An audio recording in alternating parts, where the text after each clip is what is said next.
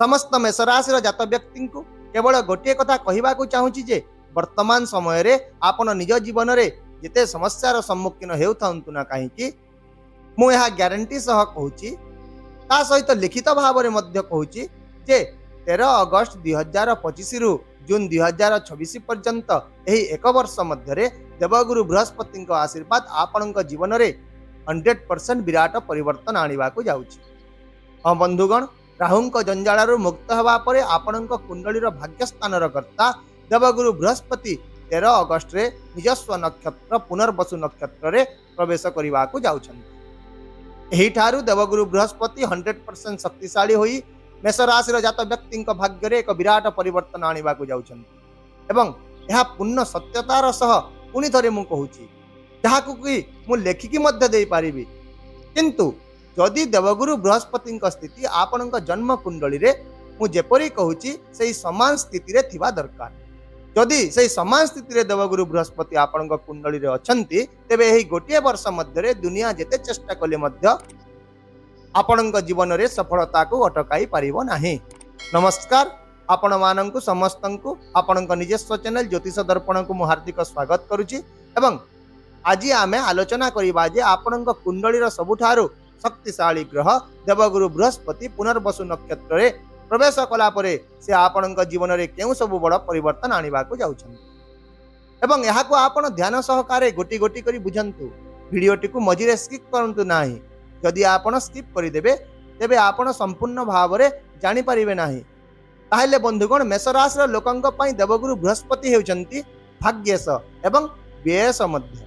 वर्तमान से आपण पराक्रम भाव में विराजमान अछंती। एही स्थान रे थाई राहुंक नक्षत्र रे बसिछंती एवं राहुंक नक्षत्र रे थिबा कारणरु देवगुरु बृहस्पति इच्छा करिवा सत्त्वे मध्य आपनकु शुभ फल प्रदान करि परिबे नाही। किंतु 13 अगस्त रे राहुंकर नक्षत्र छाड़ी निज घरे निज नक्षत्र रे प्रवेश करिवा मात्रे ही से आपण जीवन में बहुत बड़ परिवर्तन आनिबे। आउ मध्य एहा को आपण एही परि बुझंतु जे आपणकर जने शत्रु रहिछि जे कि आपणकर परम शत्रु जे आपणको प्रत्येक प्रकार रे क्षति ही पहुंचाइबा पई सब बेले चेष्टा करि थाए। यदि आपणको ता घरे रहिबा को पड़े तेबे एहा आपणको पई केते कष्टदायक हेबो ताहा थरे भाबंतु। एवं जेते बेले आपण निज शत्रुर घरु बाहरी आसी निज घरे पहुंची जिवे सेते बेले आपण कौन अनुभव करिवे सेही कथा मध्य भाबंतु। सेही परि किछि अनुभव सह देवगुरु बृहस्पति तांक निज नक्षत्र रे आसी मेष राशि लोकंक पई जो प्रथम सबुठारु बड़ परिवर्तन आनिबे ताहा हैला आपणकर कठिन परिश्रमर उचित फल।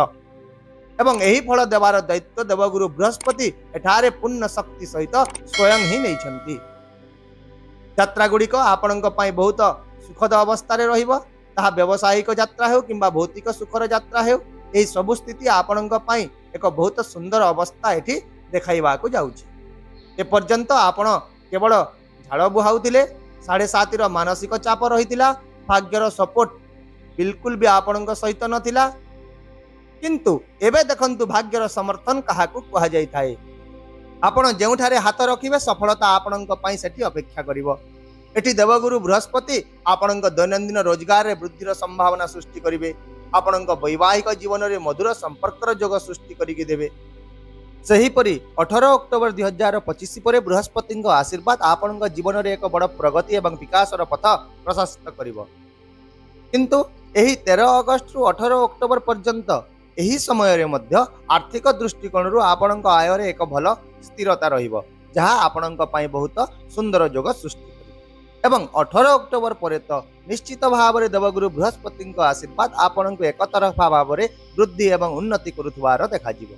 किंतु वर्तमान 13 अगस्त रु 18 अक्टोबर एही समय मध्य देवगुरु बृहस्पति निजे आपणकर इच्छा गुड़िक पूरण करिवार काम निज हाथ में नेबे। विदेश यात्रारू आपणको बहुत भल लाभ मिलिबो। जदि आपण विदेश रे रप्तानी आमदानी संबंध किछि काम करबा को चाहुचंती तेबे एति पई बहुत भल जोग सृष्टि हेबो। किंबा जदि आपण विदेश रे सेटल हेबा को चाहुचंती तेबे मध्य बहुत भल जोग सृष्टि हेबो। एही पुनर्वसु नक्षत्र रे देवगुरु बृहस्पति प्रवेश आपणक जीवन रे किछि नूतन कार्यकलाप जोड़िबो। आपण निज कार्यक्षेत्र किंबा व्यवसाय रे किछि नूतन जिनिस जोड़िबे, किछि नूतन शिक्षा जोड़िबे। जेते बेले शिक्षा जोड़ी हेबो आपण रोजगार परिस्थिति को बहुत भल भाव में सक्रिय होतुवार देखिबे। जदि आपण भौतिक सुख सहित जड़ित आपण घर नवीकरण करने को योजना करुछंती किंबा एक नूतन कार किनिबा को योजना करुछंती तेबे आपणक मन रे एबेठु चिंता आसीबा आरंभ होई जिवो जे मु एही वर्ष एक कार किनिबी, मु एही वर्ष ही मोर घर नवीकरण करिबी, मु एक नूतन घर, नूतन दुकान, नूतन शोरूम किनिबी। एही समस्त स्थिति 13 अगस्त रु आपणक पई सक्रिय हेबा आरंभ हेबो एवं आपण केवल चिंता करिवे नाही बरं देवगुरु बृहस्पति याहाकु कार्यकारी करी याहाकु फाइनलाइज करी आपणक हाथ रे देई देबे। ଏହା ସହିତ ସେ ଭୌତିକ ସୁଖ ସହିତ ଜଡ଼ିତ ପରିସ୍ଥିତି ପାଇଁ ମଧ୍ୟ ଏକ ବହୁତ ଭଲ ଯୋଗ ସୃଷ୍ଟି କରିବେ। ଆପଣ ପୂର୍ବରୁ ଯେଉଁ ନିରନ୍ତର ମାନସିକ ଚାପ, ଟେନସନ, ଡିପ୍ରେସନର ପରିସ୍ଥିତିର ସମ୍ମୁଖୀନ ହେଉଥିଲେ ଆପଣଙ୍କୁ ସେଥିରୁ ମୁକ୍ତ କରି ଜ୍ଞାନ ଯୋଗ ରୂପରେ ଆପଣଙ୍କର ବ୍ୟକ୍ତିତ୍ୱର ଅବସ୍ଥା ପ୍ରଦର୍ଶନ କରିବେ ଦେବଗୁରୁ ବୃହସ୍ପତି। ତେବେ ବନ୍ଧୁଗଣ ମୁଁ ଭିଡ଼ିଓର ଆରମ୍ଭରେ ଯାହା କହିଛି ଯେ ମୁଁ ଲେଖିକି ଦେଇପାରିବି ଦେବଗୁରୁ ବୃହସ୍ପତି ଆପଣଙ୍କ ଜୀବନରେ ଏକ ବଡ଼ ପରିବର୍ତ୍ତନ ଆଣୁଛନ୍ତି, କିନ୍ତୁ ତା ସହିତ ମୁଁ ଆଉ ଗୋଟିଏ ପଂକ୍ତି ମଧ୍ୟ କହିଥିଲି ଯେ ଯଦି ଆପଣଙ୍କ କୁଣ୍ଡଳୀରେ ଦେବଗୁରୁ ବୃହସ୍ପତିଙ୍କ ସ୍ଥିତି ମୋର କହିବା ଅନୁଯାୟୀ ହୋଇଥିବ ତେବେ ଲୋକମାନେ ଯେତେ ଚେଷ୍ଟା କଲେ ମଧ୍ୟ ଏଥର ଆପଣଙ୍କୁ ସଫଳତା ପାଇବା ପାଇଁ କେହି ରୋକି ପାରିବେ ନାହିଁ। ତାହେଲେ ପ୍ରଥମ କ୍ଷେତ୍ରରେ ଆପଣ ନିଜର କୁଣ୍ଡଳୀ ଖୋଲି ଦିଅନ୍ତୁ ଏବଂ ଦେବଗୁରୁ ବୃହସ୍ପତିଙ୍କ ସେହି ସ୍ଥିତି ଯାଞ୍ଚ କରନ୍ତୁ ଯାହା ମୁଁ ଏବେ କହିବାକୁ ଯାଉଛି। ଆପଣଙ୍କ କୁଣ୍ଡଳୀରେ ଦେବଗୁରୁ ବୃହସ୍ପତି ଲଗ୍ନରୁ ଷଷ୍ଠ ଘରେ ନଥିବା ଉଚିତ, ଅଷ୍ଟମ ଘରେ न रहिबा उचित, द्वादश घरे न रहिबा उचित एवं कुंडली रे जेउठारे 10 नंबर लिखा जाइछि सेही स्थान रे मध्य देवगुरु बृहस्पति थिबा उचित नुह। एही चारोटी स्थान व्यतीत जदि डिग्री अनुसार देवगुरु बृहस्पति शक्तिशाली अछंती एवं आपनक कुंडली रे उपस्थित अछंती एहा सहित आउ मध्य वर्तमान जदि तांकर दशा किंबा अंतर्दशा मध्य चालुची तेबे एहा तो सोने पे सुहागा भली स्थिति सृष्टि करिवो। तथापि जदि भी दशा की अंतर्दशा चालू नाही एवं षष्ठ, अष्टम, द्वादश स्थान रे दुर्बल अवस्था रे से नाहंती एवं दृढ़ डिग्री अनुसार अछंती तेबे प्रत्यक्ष पाई कोनोसी प्रमाण रो आवश्यकता पड़े नाही। 13 अगस्त आ बेसी दूर नाही बंधुगण। एही दिन ठारू आपण देखिबे जे आपणकर समस्त समस्या गुड़िक किपरि समाधान हवा आरंभ होई जाउची एवं आपणकर व्यक्तित्व ज्ञान स्वरूपी जोगरे रहिबाकू जाउची। कारण एही ग्रह हेउचंती ज्ञानर कारक, धनर कारक, ख्याति, सम्मान और प्रतिष्ठार कारक एवं जेतेबेले धन, सम्मान और प्रतिष्ठार कारक ग्रह गुड़िक आपण को देवाकू आसी थांती तेबे से जने व्यक्ति को एक विशेष व्यक्ति करि दैथांती।